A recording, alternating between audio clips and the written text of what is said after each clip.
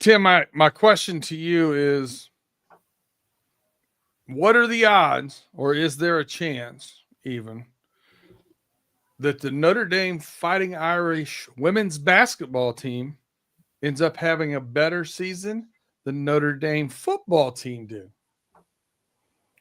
I haven't been really paying attention to women's.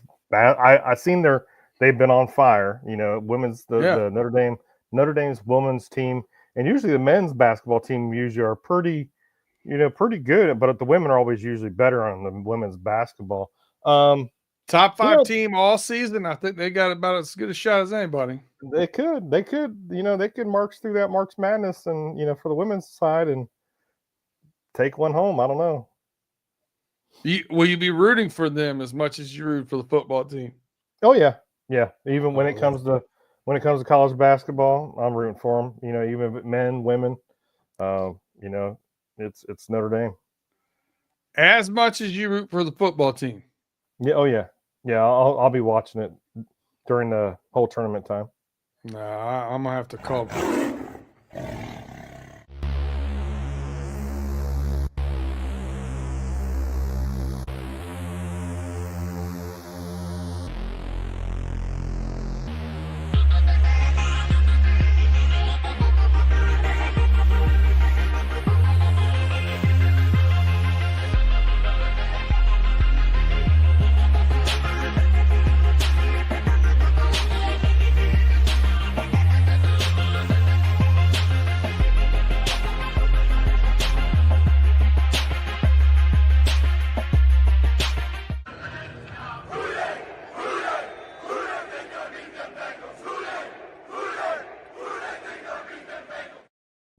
Thank you, and welcome back to Running Through the Jungle. I'm your host, Brandon Herriott, here with your host, Justin Lacey and Tim Lyons. What's going on, fellas? What to do? Yeah, man, doing pretty good. Just it's combine season for the NFL. Ready to get going and start talking ball again. Yeah, it absolutely is. It's the underwear Olympics have started officially. Um, I had some unfortunate things I had to take care of. I was working all day, so I did not get to see, just glimpses here or there. I saw a little bit of the shuttle runs and some sprints from the D lineman, and that was about it. Out the door I went again. So I got some catching up, but luckily it'll be on NFL Network all weekend. I'll be able to binge watch all the stuff I missed. Yeah. So, but we did have some good content coming out of there, though. The interviews who were being leaked and talking to. Kind of happy to hear that we've talked to both of those defensive linemen from South Carolina and Texas A&M, because those Hmm. guys are pretty good. But I think the biggest news so far, it's been Tobin. Probably more so than the coaches, but coaches have spoke too. But Tobin making some news talking about that the Bengals are able to and expect to basically sign Jamar, T, and Trey to long-term contracts. Justin, I'll flip it over to you first. Just what's your take overall of Tobin's comments as far as getting all three of those contracts done? Yeah, there's a few things that I take away from it, but I'll just start this. I believe that overall, I like the up tempo messaging that we heard from him. I don't think that we hear this quite often from Duke Tobin when he speaks. Usually, it's just a lot of coach speak or whatever coming from our de facto GM, but this time it felt a little bit different. It felt like that there was a sense of urgency that he understands exactly what the pulse of the fan base is saying and what the public is saying regarding the Bengals organization not being able to pay their guys long-term deals that deserve to be paid. And he knows that he wants to be able to field a great roster and have great players because his team still has championship aspirations. So I really did like the overall messaging that he stated there. Now, when we shift to talking about re-signing our players, let's start with T. Higgins and Jamar. I feel like that the overall tone just basically makes me feel like that those guys are. I mean, we already know Jamar, that's a given. But T. Higgins, because that's been the one domino in my mind that I feel like I need to see the direction of where that falls. for the triage of where the direction of this team is going to fall, in my opinion. We know Joe Burrow is the most important player on this team. We also know that Jamar Chase is equally on the same level with that as far as like being the best player on this team as well, too, along with Joe. But T. Higgins, there's always been a lot of different conversation points. And it always felt like to me that T. Higgins held the value, but there's still a subsequent amount of people within the fan base and in the public that just feels like that you don't need to have T. Higgins on this team. And that was like you just need to be able to allocate resources elsewhere. And I just always felt like that, yeah, while the logic of that is really understood, but the value of T. Higgins means so much more than his production on the field. And I think that Duke Tobin spoke a lot to that, and that there is a sense of urgency that they want to bring him back and sign him to a deal because they understood what his value is when he's on the field. And it's not just because Joe Burrow is saying so. What I'm really tired of seeing is people saying that when Joe Burrow did this media row during the Super Bowl radio row, and then he was doing all these shows, that he's basically just forcing the Bengals to make his demands like this is what Joe Burrow wants. No, it's not what Joe Burrow saying that what he wants. Yes, he obviously wants this, but he's really championing the success of his own guys. He's fighting for those guys that has worked their asses off and deserved a bump in pay raise or deserved these long-term extensions, because what he also saw was guys like Jesse Bates, DJ Reed, who keeps getting mentioned all the time in this fan base. They walked out the door. More notably, let's just focus on Jesse Bates, because they saw him walked out the door when he played his butt off and he didn't even get a single contract extension. And they just started letting the habit of just players just walk out of the door when they had good players that they could have retained. And I think that Joe Burrow saw enough of that and then was like, okay, we don't want to keep making that a habit because we're not replacing these guys. Even though the plan is in place, the plan is not working. Let's keep the guys that's been producing and showed you that they still have a lot of value and reward them. We should be able to do it. You know, I just think that people have just been misconstruing this argument that Joe Burrow believes that if you don't sign these guys, he's going to leave. No, I don't. I do think that it's going to get ugly if this doesn't get done or this doesn't get handled appropriately. But I think that there has to be a series of domino effects for that to even come about. And I think that this fear monger approach, because like they're going to feel like Burrow's turning into Palmer, really just got people up in anxiety about it. And I think that people just need to separate the two situations because it was just two completely different ones.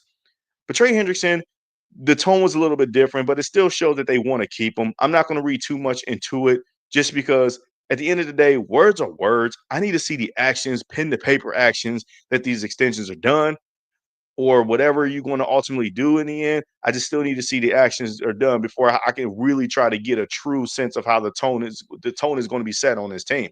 Because at the end of the day, I don't want to be going deep into free agency when when the draft comes about and we're still talking about extending these guys. That's what I don't want to see. I agree with you with you there. I will say this, like I like the overall message of it too. Very unusual for Bengals front office, Bengals coaches to, not necessarily speak and say, I heard you saying this or doing that, but indirectly address issues that are being publicly stated, whether it's national media, whether it's, other players, coach, whatever it might be. That was a pretty indirect way of addressing that. I agree with you on that, on Tobin's comments and about going all in on these guys. Tim, look, same thing. What's your overall view as far as his comments, as far as getting these top three guys signed? Well, top three that we need to get signed. Right. We got the guy, but we need the Yeah. rest of the band. So what's your take on it? Tobin, what Tobin said, okay, it was great. It was great to hear him, address that. We shouldn't have been a 9-8 season. He did address that the defense, needed to hold off one down, and they didn't do it. It seemed like he not only was focused on Jamar and T and Trey, but he was also addressing the defense as well. He said that he has to be able to improve the defense as well. So I understand what he's saying and what he's doing.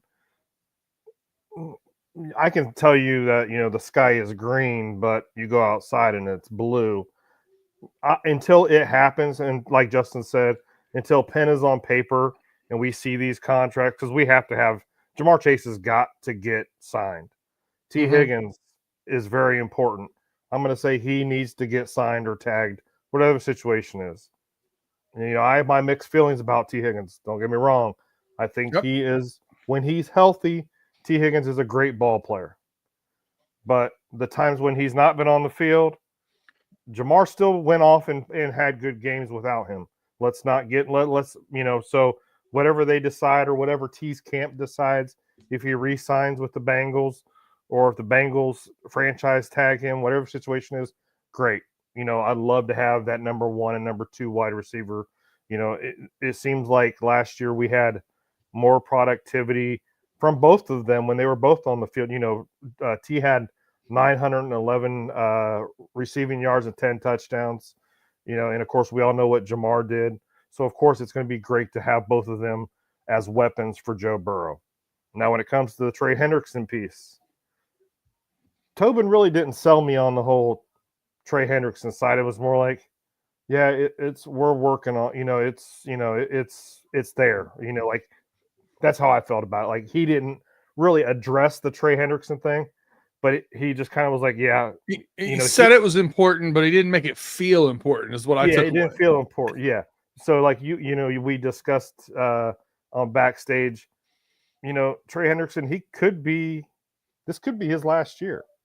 This honestly could be his last year. He's long in the tooth. He's getting older. I love Trey Hendrickson. He's a hell of a ball player. Mhm. But, unfortunately, like there's a 50-50 chance that this might be his last year, unfortunately. To me, it was like, if you look at me being in the food business, listen, I want to talk about that steak, how good that is. That's our Joe Burrow, and the sauce with the mushrooms and green peppercorns and everything. That's more of my Jamar Chase. And then I had a twice baked loaded potato with bacon and cheese on it. And that's my tea. And then we had some mixed vegetables. Yeah. That's how he talked about Trey. Yeah. You know what I mean? Like Trey needs to be on the plate. Yeah. Okay. And that's just how I felt about it when it came to Tobin. Yeah. I personally, we've been Bengals. All 3 of us have been Bengals fans for a long ass time. The Bengals will do right when it comes to a quarterback and their wide receiver. Look at Carson Palmer and Chad Ochocinco. Now we're looking at Joe Burrow and Jamar Chase. Look at Andy Dalton and AJ Green. The Bengals will get it right when it comes to those 2 pieces. But in order for us to be a Super Bowl team, we have to get all the pieces right. I know we want, we want everybody. And as fans, we want to see, our Christmas wish list come true. But we know it's not going to happen. And it's got to be a sprinkle of those big players, the big names. Got to be some veterans on lower rookies, deals. Got to be some great draft picks. Splashes. Yeah. And I understand that. Like, and I'll wrap it up here in a second. Just give me a second. But I know we all want our wish list, our Christmas wish list, and we want to be, the Super Bowl. Go to a Super Bowl and all that stuff. But unfortunately for the NFL, there's a cap. We're not Major League Baseball. We're not who's got the deepest pockets and can fill their roster. So, if Tobin, if I see pen to paper and things come true, then I'll believe it. At least Tobin admitted it all fits in the cap. That was step number 1, because it does. Yeah. We proved that. Justin, you had something else to say? Yeah, I just need to kind of reiterate. I just want to illustrate this point here. Just to sort of back a little bit of the Bengals and what people's stereotype is of how I feel like that they approach their guys. Tim, you mentioned about the Bengals always take care of their quarterback and their wide receivers. That is true on a historical level basis, based off of the players that we've had over the years of this franchise history. You did bring up Carson and Chad. You did talk about Dalton and AJ Green. But when you think about those in the narrow scope, it's because the Bengals have also been getting just natural production from those position groups when they drafted them. They would not have gone out there and paid a wide receiver a handsome amount of money if he was not producing to the level or to the value that accumulated to that level just because they feel like that they got to have a wide receiver. When you think about the Andy Dalton era, remember, they let Marvin Jones and Mohamed Sanu walk, and they had to replace him with draft picks that didn't really fully develop or sometimes didn't even work. I remember the years of the Kobe Hamiltons, the Josh Malones. They Brandon LaFell themselves into a situation because they let both of those guys and Mohamed Sanu and Marvin Jones walk instead of at least trying to retain one of them.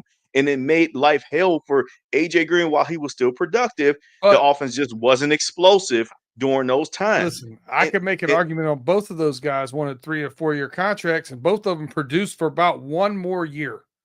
True, but Marvin Jones also had a nice longevity to his career when he went to the Lions. And this is not to He say did. that, He had a bunch of 25 catch seasons.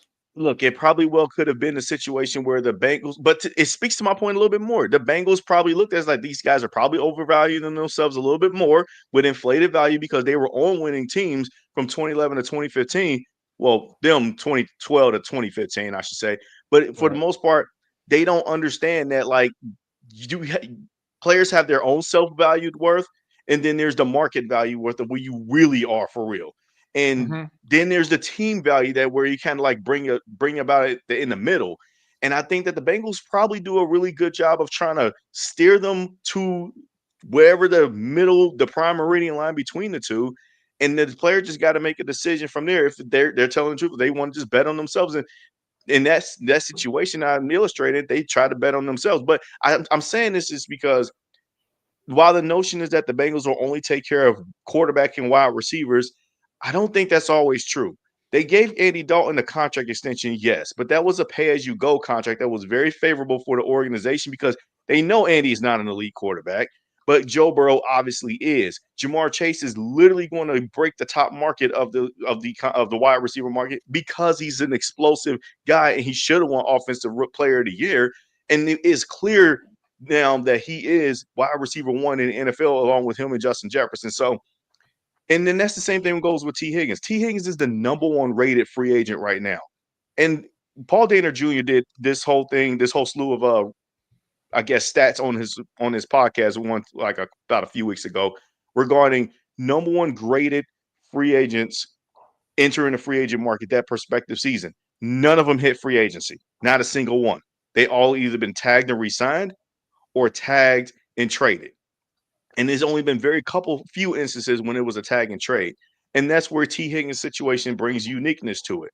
Because I'm sorry, like, while we understand that you got to be able to allocate resources and then try to sporadically fill the roster in other areas, if you keep losing out on your dynamic players trying to replace T, you're going to find out the hard way. Look at the Kansas City Chiefs. And I know they've been winning, but they found out the hard way that they can't just pick any wide receiver and go. They spent a lot of draft capital, a lot of free agent dollars, and they still really haven't found the explosive tendencies that they once had with Tyreek Hill. So I think this thing also too, when shifting back on with Trey Hendrickson, it feels like he's the odd man out. But I still feel like in my heart of hearts that they're going to find something to get this thing done because I think that Trey Hendrickson is also grown up enough to know that he ain't got that many years left, and he understands that he want to be able to. I've heard him on certain podcasts too. He want to be able to finish his career with the Bengals. He loves it here. His wife and his newborn son, they want to stay here. And I just feel like that they're going to find a way to get it done. But that's just me personally. But they still got to also add talent to the room. Getting those guys done is not going to solve it. You got to still add talent. And I did like that Duke Tobin acknowledged that too. I wanted great players. I want to add those guys back, and I want to then add some. So Yeah. I'll leave it at that part alone from there. But I just wanted to make that clear distinction a little bit from me personally, just to be able to not alienate and think that the Bengals only just prioritize certain position groups over others. That no, they kind of have to allocate resource dollars to where the value meets on this current roster right now. I would say historically that they haven't. I kind of agree with Tim. I think historically they've valued wide receiver and quarterback a little bit more than most other positions. Not always, to your point, but my big we're not in the room, right? Mm-hmm. Yeah. My thing is this: do you think maybe in those Marvin Lewis, Andy Dalton days, do you think maybe that they were in the room, they being the front office and Mike Brown and everybody, and saying, you know what, if everybody plays to their best ability, do we have a chance winning the Super Bowl? Probably not. Well, then we're probably not going to overpay to go get somebody to try to put us over the top. Right. Now I think you're in a position where you've always got a puncher's chance of number 9 suiting up and going out there. Mm-hmm. And then you start adding these pieces around him, you got a legitimate chance. You just got to make a few little chess moves, and every year you've got a chance. Every year, a good season is not going to the playoffs. A good season is making a run in the playoffs. So I think that changes the perspective of the ownership, the front office, the fan base, and everyone else. Yeah. So I think we're in different waters, new waters to us. We haven't been in these waters a lot. Now, Tim, I know you've been a little bit, not probably quite as much as I have, critical of T over the past, season or so. Yeah. To me, I love T. He's a great player. He's a game changer when he's out there. He makes unbelievable catches, strong hands.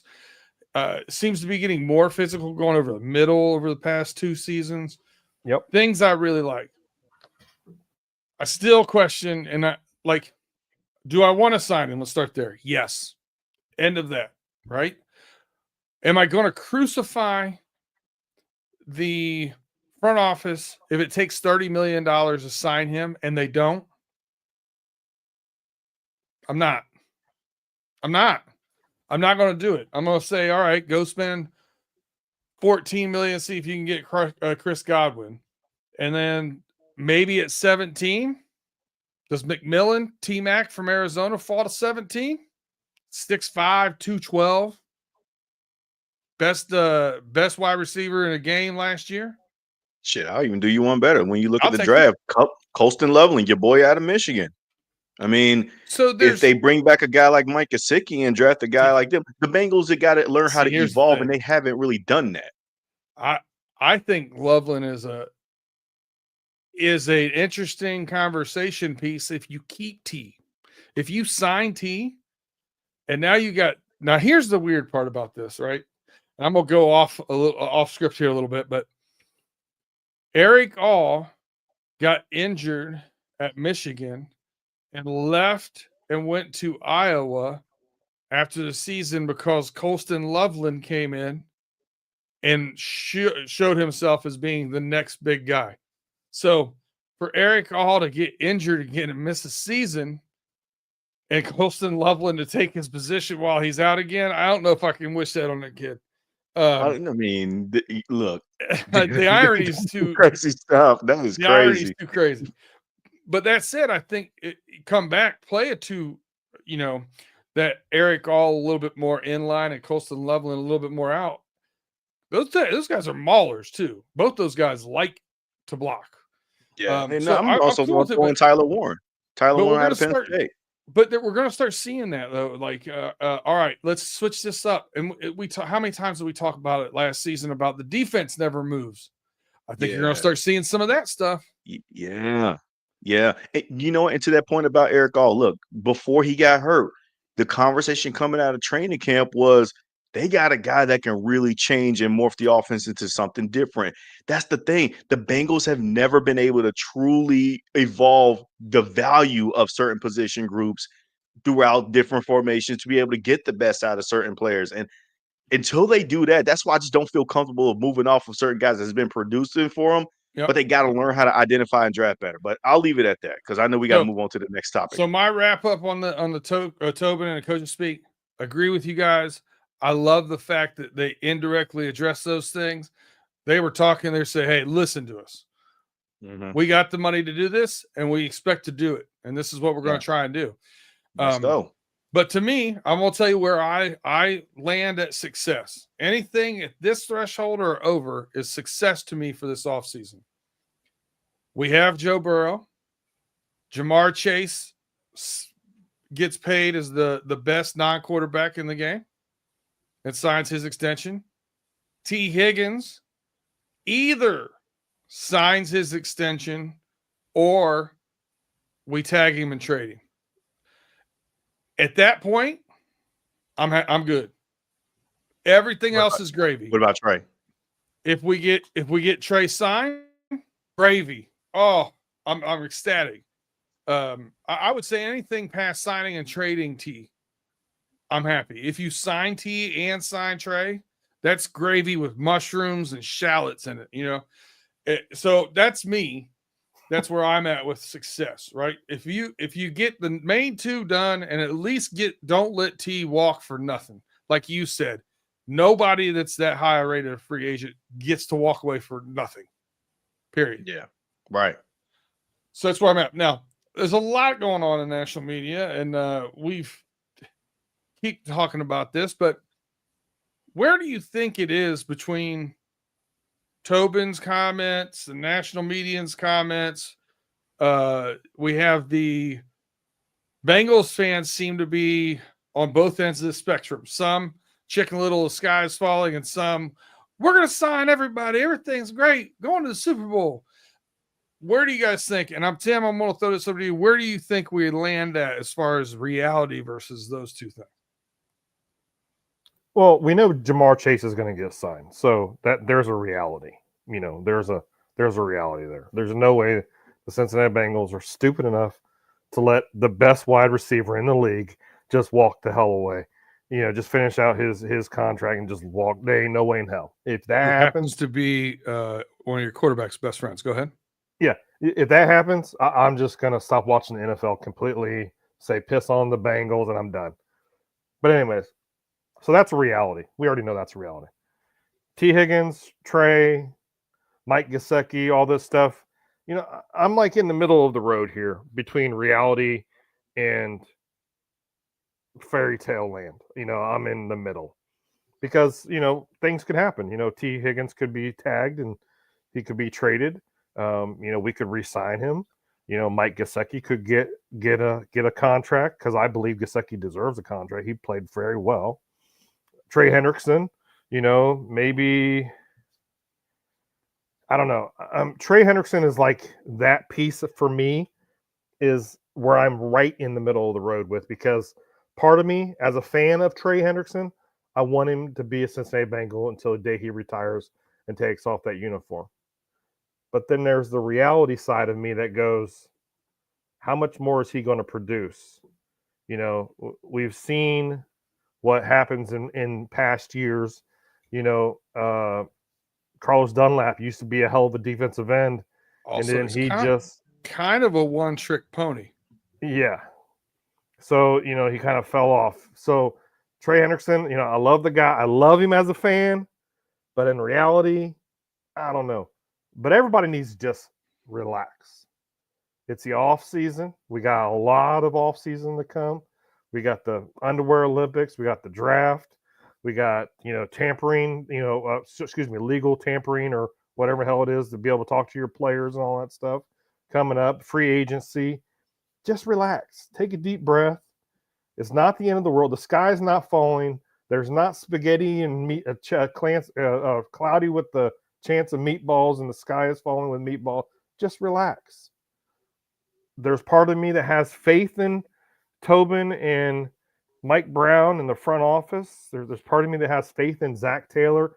And of course, I have faith in my boy Al Golden. I think that he's going to shape and mold that defense. I saw a comment today that, he's going to take these guys and raise them to their actual defensive potential above that and just, mold these guys into more than what they are now. Yeah. And I have that faith. I seen what he did at Notre Dame. I might be a Golden Domer. I know I'm a homer. I know I'm biased, whatever the hell. situation is. I seen what did well. Al Golden can do. He did very well. I And mean, he think, won the defensive coordinator of the year. You know what I mean? Yeah. You know, I think he has that personality, and he's not new to Cincinnati. You know, No. so come on. And Logan Wilson loves him.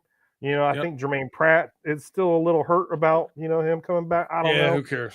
But We anyways, talked about that you know, last time. but reality versus national media and the sky is falling. Justin and on I us. already traded him. You guys just didn't know yet. Yeah, I already traded him too. I agree. We got I a 6th agree. rounder. He's going to the Colts for a 6th That's right. round right now. That's right. So anyways, but you know, just take a deep breath. Just take a deep breath. Let's see what happens. You know, when pen is on paper is when I'll believe it. And when what we do is not, it's not on our hands. It's not like we know exactly what's going to happen. We can make speculations. We can make our Christmas wish list. It could come true and it might not. But let's hope we have a great 2025 season. I think Tobin and you know, in his talks was pretty excited about Dax Hill. Mm-hmm. And I think the reason why he's excited about Dax Hill is he's got somebody that's going to use him at what he does best. Amen. Golden. I don't think he's never been given a fair shake, to be honest with you, so far. Yep. Justin, where are we at? Reality versus national media? You somewhere in the middle too? The reality is I'm not paying attention to any one of them. I really am not. The reality is I'm sick of the national media. No, you love Harry Douglas. Don't lie.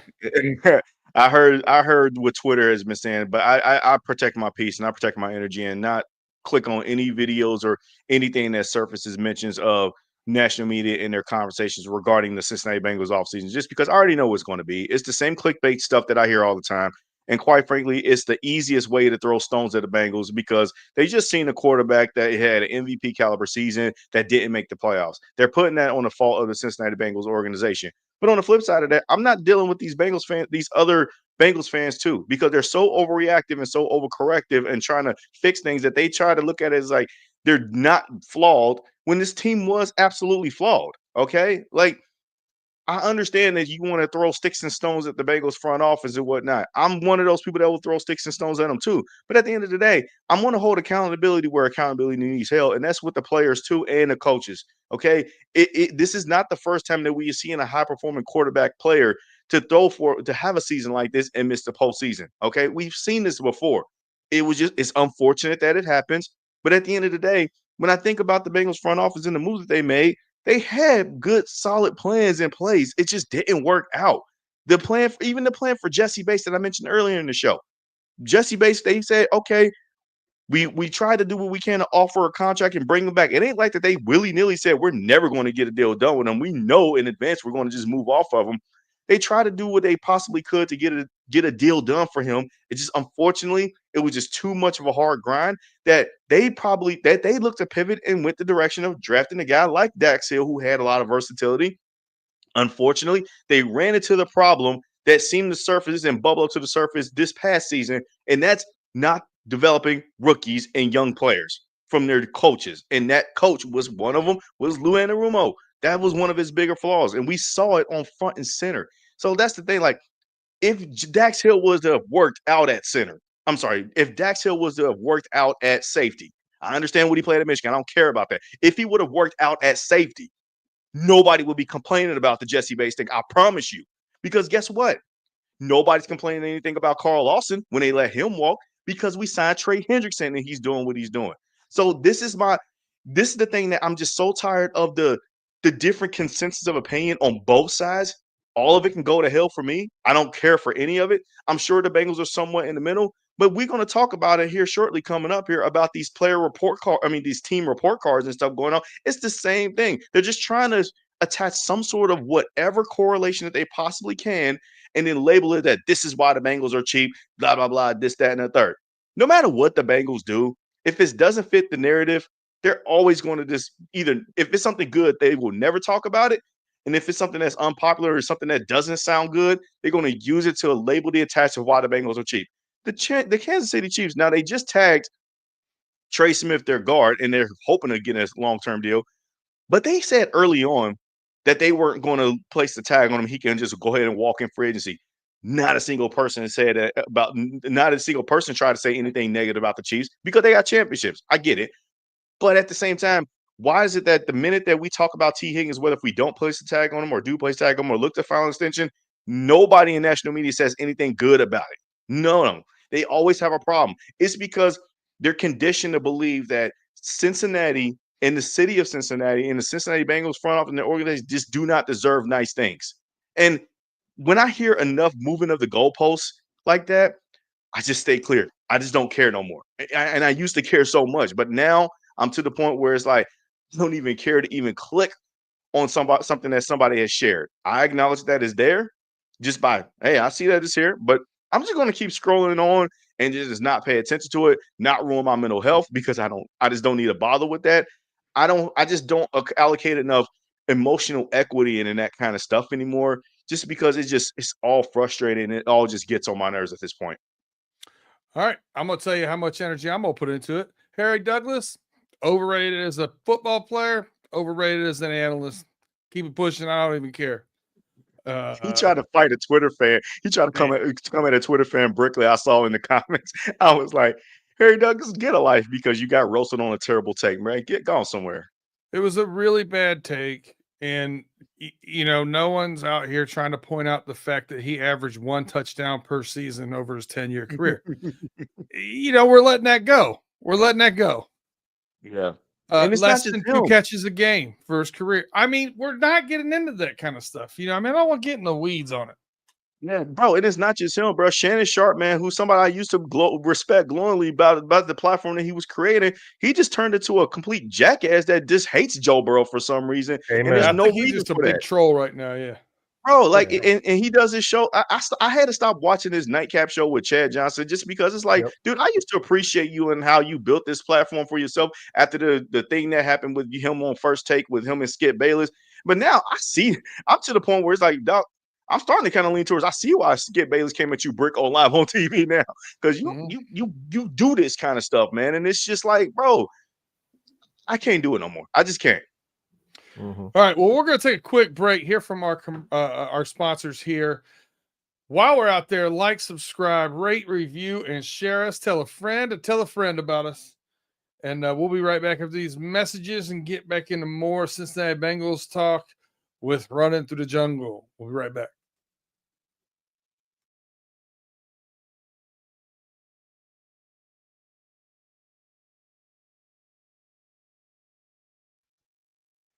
Welcome back to Run Through the Jungle. I'm your host, Brandon Herriott, here with your host, Tim Lyons and Justin Lacey. We've talked about what they've been talking about. Now we're going to talk about what did the league have to say about us? The NFLPA rankings are out. Good news, we moved up. Bad news, still 24th. So I've got it up here for everybody that's able to watch us on YouTube. If you're listening to us, we'll go through these rankings really quick. Starting off, we're 32nd in the league, which I don't know if you're aware, that's dead last. In the treatment of families, food and dining area, nutritionalist, and dietitian. And that's a weird one to me. We're 32nd in the league, but we got a B+. Is this this year's? Yes, that's 2025. Isn't it? Hold on a second. Or no, that has to be last year's. That has to be last year's. No, that had to be last year's. All right, hold on. He's got the wrong one. You got the wrong one, buddy. Because we got an F in food and an F for family. That's minus. Yes, and listen, we have to address the family. That's all because we don't have that daycare set up, right? Is that still, Justin? My understanding, that's still the issue with that. I mean, there could be a variety of things, but for the most part, like when daycare is the number one thing, but also it's more or less contingent upon the fact that families of players, they feel like that they should have like a secluded area that when they come and meet the players, like before a game or after the game, there should be like a designated zone instead of them have to basically go through the shared areas of the public. They still got to use public bathrooms and stuff when they enter the stadium or whatnot, instead of using like having a more private, secluded area and stuff like that. And I can kind of understand that from that aspect and that logic from that point. So while I do think that daycare is a thing, but at the end of the day, if you're well compensated, if you got the money, I mean, I feel like that put them in daycare or have a nanny watch them. I mean, there should be other ways to be able to make stuff happen. And we're talking about you have a great chunk of the off season to be able to make things happen. You know what I mean? If you build stability Mhm. within yourself as well too. So, I mean, while I do understand that, but that can be a factor, I feel like that there's other factors that can attribute to that. But yeah, I feel like a lot of it is overblown, really, on Yeah. the bad grades. Like it just doesn't feel like All right. this is a real thing. I'm gonna go through them real quick because every time I try to pull it over, it's pulling over the old one. But we were 24th out of 32 teams. The F minus on treatment of family.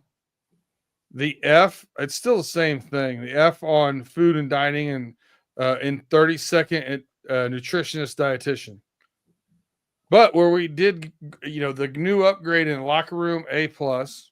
Yeah. Training staff, A minus, fourth best in the league. Top 10 in head coach, top 10 in team travel, top 10 in training room. Like, some things got better here, right? Weight room is a B, strength coaches A minus, team travel A minus, ownership a C. So, what I like, right? The training facilities, those were an F a few years ago. Right. They fixed them.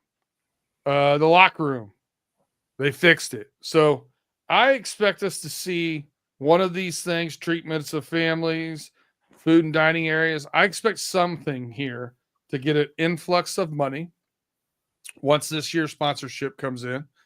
The 2025 sponsorship comes in. I expect it to be addressed, and I expect it to be better next year. I think, the new regime here with the Bengals have done a very good job of continuing to invest into the team, the facilities, and the culture. So Yeah. I'm cool with it, man. I'm cool with it. We're just keep moving up the board and keep making. You can't do anything about where you started. You can only try to keep getting better. Yeah. I mean, I feel like that the Twitter public is just really kind of just having a lot of negative reactions to like the treatment of families in the food dining area grade on this. And it's just so crazy. It's like, as you just mentioned, Brandon, there is so many good things that this team has done over the past just year, upgrading the locker rooms. For the first time in like a couple of years, I actually went to the stadium twice. Both of them losses, whatever. We ain't gonna talk about that. Mm-hmm. But when I went to the stadium, I almost didn't recognize where I was walking just because I was like, this looks vastly different. I've seen a lot of concession stands that I've never seen before. There's a lot of food options that I was able to go visit. There's some self checkout shopping lanes so that way you can go by and purchase some quick amenities and then go ahead right back to your seat. I was looking at it as like, dang, when did they put this here? Must be what they were talking about. And they're still under construction to add more. So Yeah. that's within the stadium, the confines of the stadium from right then and there. I don't understand the food grade. I really don't. There has to Hold be on. some truth to it. Rewind to when we had 6 Fs. All right. If you Yeah. go to the players and you ask the players, all right, we want to start improving some of this stuff. Do you want us to improve the dining facility, the family room, or do you want us to the training facility, the weight room, and the locker room? Those are going to be the top 3. They've done this in the correct order. They've put the money into the place in the correct order in my mind, without a doubt. I mean, if you ask all 53 guys on the 53-man roster, do they take locker room after dining room? I would say no. And here's how the skewed opinions can probably look at regarding the treatment for, like, first of all, when I going back to food, people make it seem like that the Bengals organization is serving them prison food with this grade. That's the stuff that I just don't see. This is where I just don't understand. It's like we're talking about a multi-billion-dollar organization. They're serving food better than what you think that they are. Okay, Yeah. it may not be top of the line chefs on a regular basis, but they're still serving really damn good food. And as far as like treatment of families go, just go back on that course, that discourse again for some whatever reason.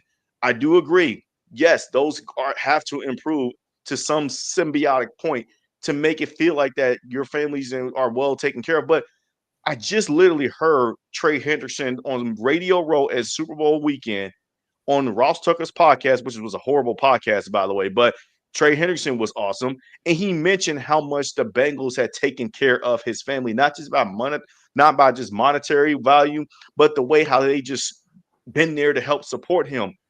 That should have been a factor. I don't think that the measurables to dictate these report card grades don't really take into consideration as much. And I think that the bad, it gets overblown way too much, in my opinion, without really seeing any sort of fluidity approach of how they go about it. But even like for a look at example, I got all the teams' grades up. The Atlanta Falcons damn near got straight A's. The Miami Dolphins darn near got straight A's. Both of those teams didn't even make the playoffs, and they both had injury-ravaged seasons. So people are trying to find some sort of correlation, once again, as I said in the previous segment, to see anything bad and try to label it to the attachment of the Bengals are cheap. They don't like to pay for. Look at the food that they probably serving Joe Burrow ding dongs and ho-hos. That's what Colin Cowherd said on his podcast, by the way, earlier today. He had a segment early in his podcast where he did not make mention very much. He said, I'm not putting any stock in these grades. So he did like some sort of references of, you want to talk about grades about just because you can't get Wi-Fi on your plane, play better, tackle better, whatever. So treatment of families and food and stuff, I don't really care about those. Do you work hard? Do you win? Those are the real opinions that matter. And he correlated to look at the Eagles and look at the Chiefs. They both didn't have like the greatest of grades and stuff regarding this, but the Miami Dolphins did. And then he said, but the Miami Dolphins did. They have A's damn near and everything. And so then they went to commercial break and then come out of commercial break talking with somebody. He said that the Bengals have an F in food and treatment of families. And I was thinking to myself, Colin, you just said you ain't putting that much stock into this. And here you are once again falling right in line of the stereotype regarding treatment of the Bengals and media in the eyes of media. So I'm not going to waste my time thinking about it too much. I ain't got much to say. You know what? I think Justin's covered it enough because he said he doesn't have very much to say about it, but he's had a lot to say about it in the last 10 minutes. Yeah. I almost ran out of breath for him. I know. I was like sitting here going, just breathe, Justin, breathe. I do feel like I poked the bear, though, by going through it. I do feel like I did. I feel like I did. That's my fault. Yeah, but all I got to say about all this is I agree. It is all just, slamming the Bengals. We're Bengals fans. We've dealt with this for years. We understand that. It's not like the Cincinnati Bengals are getting served MREs, No. And they're finally, like I said, they're finally headed in the right direction, right? They're finally headed in the right direction. It takes time. It ain't going to happen overnight. Yep. It takes time. Just keep doing something every year. Get something better every year. Amen. So this is going to be a little bit of a tough kind of exercise I wanted to do with you guys. And listen, did you everybody listening, because I'm out. Everybody listening out there, this is not an exact science. I am not saying that you should absolutely always take a linebacker with your fourth pick or third pick or whatever. Right. But I just want to go through this. The Bengals have 6 picks. I want to go each one. And if there is a really good player that's available, what position would you like them to kind of rank highest, basically, here? And I'm going to go top 6 positions that you would rank highest in need. Doesn't mean that we're going to necessarily draft them, because it could be, if it's a Colston Loveland sitting at 17 and you decide he's a bigger difference maker. Or I've seen even where Will Johnson at cornerback falls all the way back. I've seen some other things go on. Biggie Bronco in the chat here. Thank you for showing up, my man. I've seen several places where Colston Loveland goes to the Broncos. I think it's a great fit for them as well. So it could be best on board is too good to do this. But I just want to go down the picks, how you would rank in need of position. Anybody want to start, or you want me to go with my first one? I'll go with my first one, Nick. All right, pick 17, Tim. What do you think the number one position is? I'm going for edge. Nick, what's his name out of Texas A&M? Nick Scorton. Yeah, Scorton. Yeah. I'm sold with him right now. if there's a chance, and if all the planets align, and the football gods praise on us, maybe what's his name from Penn State falls in our lap at 17. I don't know, but I think Nick Scorton is probably our realist pick at 17. But that's what I would assume. All right, Justin, agree, or you got somebody else there? I got somebody else, even though I do like the Nick Scorton pick, just because his measurables are great, and I feel like he's going to test really well on his pro day and all that stuff. But I do got D-line as the number one need for the Bengals. This D-line class is deep. We also said this about the D-line class last year. And while I was very happy with the Marius Mims pick, we haven't really seen the true fruits of the labor from Chris Jenkins and McKinley Jackson yet, even though there's some high upside. There is some really good potential and upside with those guys. But personally, I'm going to go with the D-line as my number one need for this team. They have to get a body in the middle, and they have to really get power. They have to get like productivity in that spot if they're going to go there, whether that be via a 3-tech, an explosive 3-tech like a Walter Nolan, or whether they even get a guy like a Kenneth Grant who's just got size to him that can move like a cat, right there in the interior of the D-line. Wherever they go with that, I don't think they just need to get anybody. I'm not saying that, because there are other guys that don't have the highest positional value in terms of position, but that I think the Bengals should consider. Whether they do it or not, I don't know. That other honorable mention for me personally would be Jalen Walker too. If by any grace of imagination that he does fall to the Bengals at 17, I understand linebacker is not really a sexy pick in this day and age, but Jalen Walker is not just any linebacker. He is a guy that can rush off the edge and has mobility and coverage to be able to do everything that you've always wanted. He does remind me a lot of a more versatile version of Micah Parsons. In fact, Micah Parsons did exactly what he did at Penn State and what he's doing currently right now, what he currently did at Georgia. And I think that they just made Micah Parsons a full-time edge to increase his value. And that same thing can be done with Jalen Walker too. So it's not all about the D-line, even though I do have that my number one position of need. But I do feel like that the Bengals need to address that the most. So I was off last week for the homies, but I had to do a mock draft for them and send it to them. I took Jalen Walker at 17. Thank you. So here's my thing though. I have DT and edge at 17, and I have DT/edge at 81. And my forecast is here: do we find a way to re-sign Joseph Osai? If we re-sign Joseph Osai, I take a D tackle. If we don't, I take an edge. I'm going to say edge. I don't think we get him re-signed.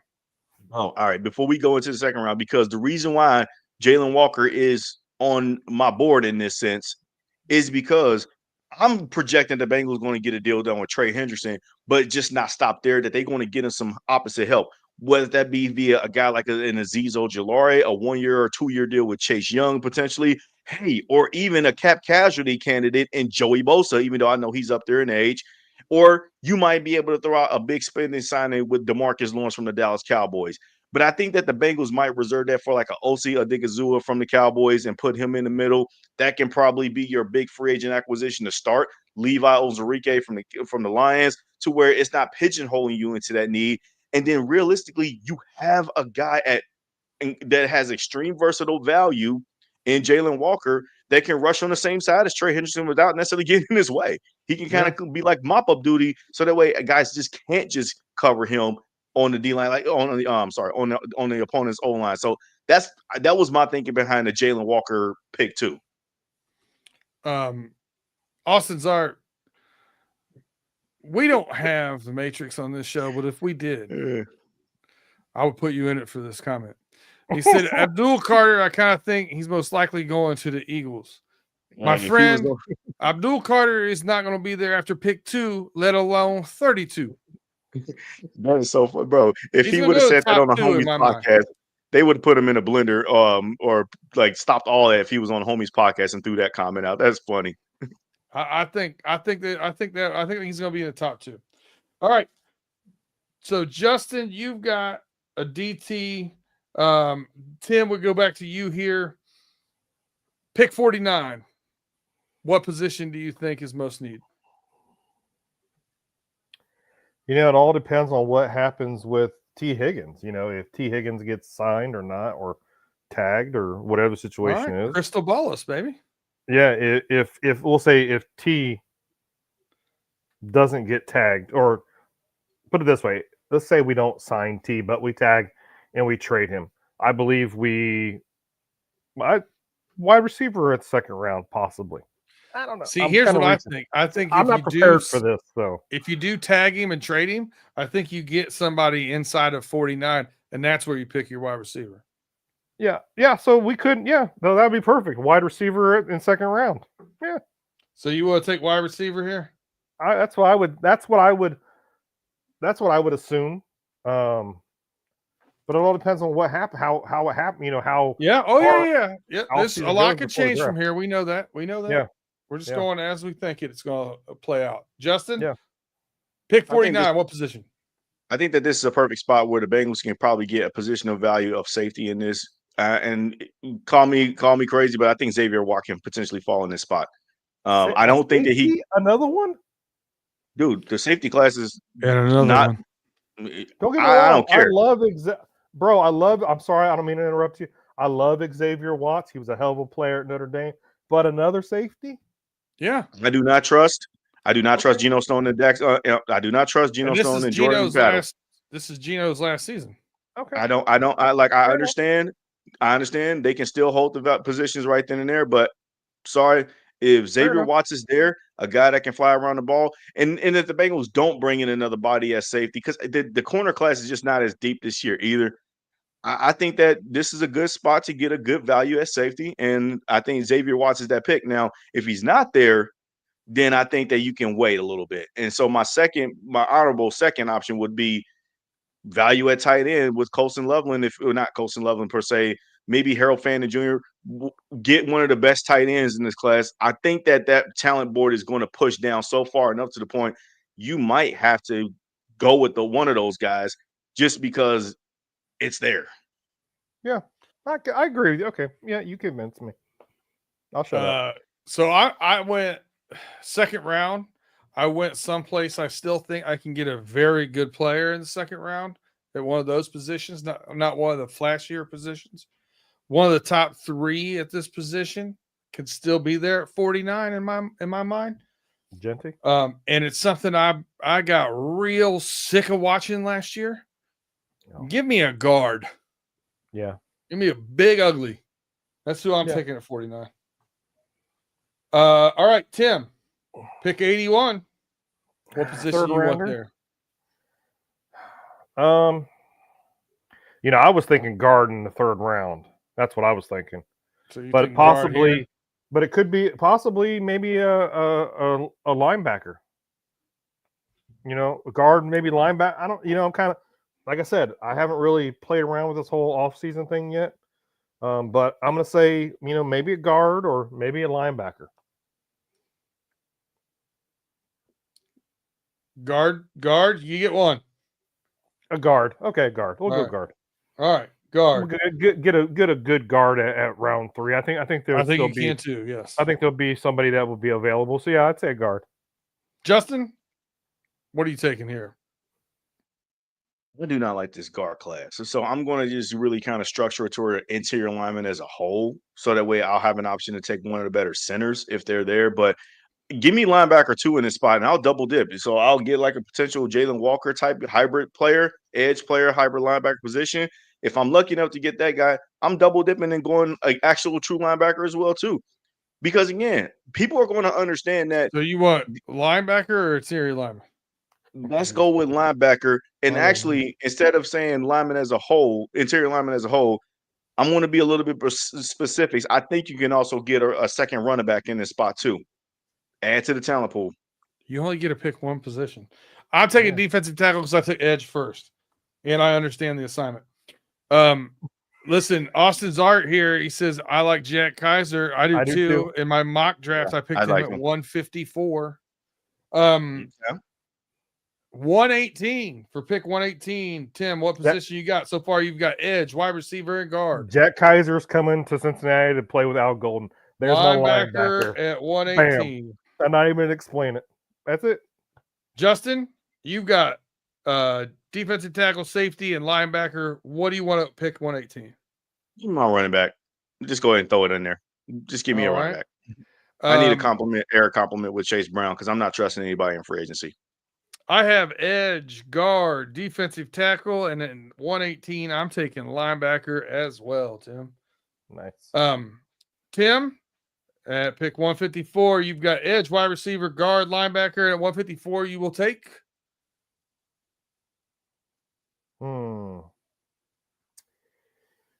You know, I don't really know what this corner class looks like. I kind of want to say corner, but then again, I kind of want to lean back into possibly a tight end or a running back. You know what? I'm going to go number 5, running back. All right. Justin, in the 5th pick at 154, you got a defensive tackle, safety, linebacker, running back. What position would you like here? You know what? I understand. I mean, it's not popular, but let me find the next Jake Brown in this class. Give me a backup quarterback. Screw it. It's a late round pick. It is what it is. You got a game plan for preparation. I'm not saying it's going to happen, but like if a guy like Quinn Ewers just ultimately falls down draft boards and ends up in the 5th round, who's to say the Bengals don't draft him and put him behind Joe Burrow? Yeah. All right. So I have edge, guard, defensive tackle, linebacker at 154. Here's where I take a swing at a safety. Can I find a big value? Maybe he can get in and make playing time. Maybe he doesn't. But they also, safeties make very good special teams players. So I take a swing at a safety here. Worst case scenario, I think I can get a decent special teams player. So the last pick is the 195 pick overall. Tim, who you got? You got edge, wide receiver, guard, linebacker, running back. You know, are you looking for your Josh Newton here? Your Ivy. Yeah, I don't think I'm going safe. I think I'm staying away from safety. I think I'm leaning more towards a corner. Yeah, I think I'm leaning more towards the corner. I think we need to have somebody else in there to help with Cam Taylor-Britt, because Cam Taylor-Britt, as we know, he's not a true number 1. He might even not be a number 2 to me. Don't get me wrong. I know some of you guys might hate me. You guys might not ever watch Running Through the Jungle game because I said that. But I say we need some depth. I'm going to say a cornerback. They wouldn't have got that this far if they weren't going to watch you for something you said. True story. Justin, you've got a defensive tackle, a safety, a linebacker, a running back, and a quarterback. Last pick at 195. What are you putting here? Bet you the Bengals trade back and accumulate a 7th round pick too. But I'm not going to predict that, even though I think it could happen. But anyways, just for the purpose of this assignment, I think that they get like a project tackle that has guard flexibility, just so that way they can add depth on that O-line, on the interior of that O-line a little bit more. So guard tackle guy, I agree with you. I'll tell you what, I loved my first mock draft. And I had a running back here at 195 that I know can block an incoming pass rusher, because he used to play linebacker at Michigan, and they put him at running back. Khalil Mullins is still available here at 195. I think that's a great short yardage and blocking back for us. I also think that makes Drew Sample kind of unnecessary after this year. So that's who I got. That's who I got there at 195. Yeah. So if you didn't see it, Justin, by the way, I had Jalen Walker, Wyatt Mullum, guard from West Virginia, defensive tackle Omar Norman from Tennessee. At pick 118, I got Elijah Arroyo, Pretty Yeah, raw tight end out of that's a Miami. good talent. At 154, Jack Kaiser from Notre Dame, and at 195, Khalil Mullings, running back, Michigan. I'd take that in a heartbeat. Yeah, it's a pretty good draft, but and then the Bengals, instead of trying to figure out a way to maximize draft, and again, we're also assuming that the Bengals will accumulate another draft pick by virtue of trading Jermaine Pratt anyway, too, because that's still a possibility on the table. But let's just say where it is. Let's just say where it is for now that they only have just the 6 picks, because that is true. That means that they just got to do a better job of evaluating the talent and not lean on trying to get a lot of picks. Even though the Browns were a dysfunctional organization 2 years ago when they went to the playoffs, people don't remember they only had 3 draft picks going into that season, and their first round pick wasn't until the 3rd round. So if the Browns can find a way to do it, then the Bengals, you definitely should be able to find a way to do it. I really think the Bengals, I'll be surprised if they don't have another draft pick going into the draft. I'll be shocked, actually, if they don't have at least one more. I'll be surprised. I won't be surprised if they have 2 more. Like, I think they could go into this draft with 8 picks, even though we're sitting at 6 now. All right. Final words, Tim. You got any final thoughts for the people before we get out of here? Yeah, I just want to, tell my mom just had her birthday on Friday. And happy 77th birthday, Mother.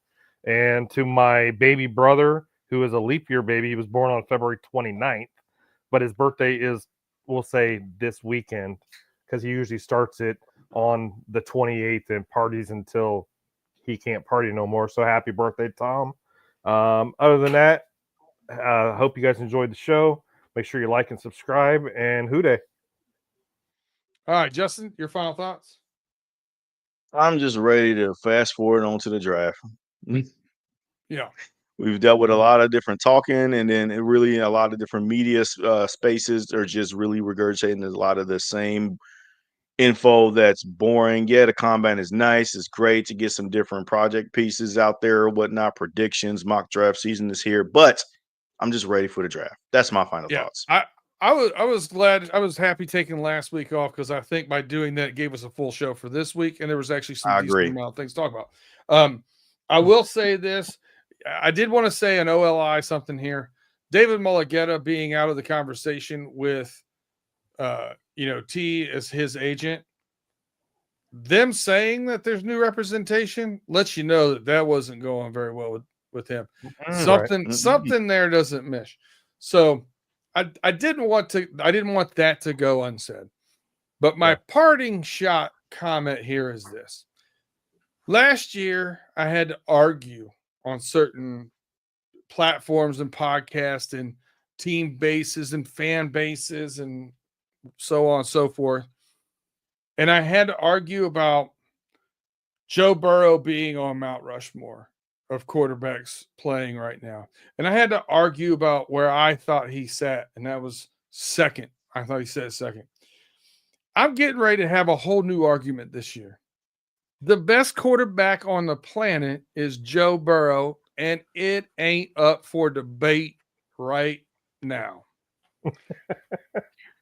So that's where I'm at right now. I believe it wholeheartedly. I watched him. He's a bad man. Get a little bit better at guard. Get people stop rushing straight up the field in his face. Get T signed. Maybe another weapon here or there. A little bit more sea legs under Chase Brown. Development of some of these guys. I'm telling you, watch out. I'm going to bet him for the MVP again this year. And that's all for us tonight. Pick us up next week as we are running through the jungle.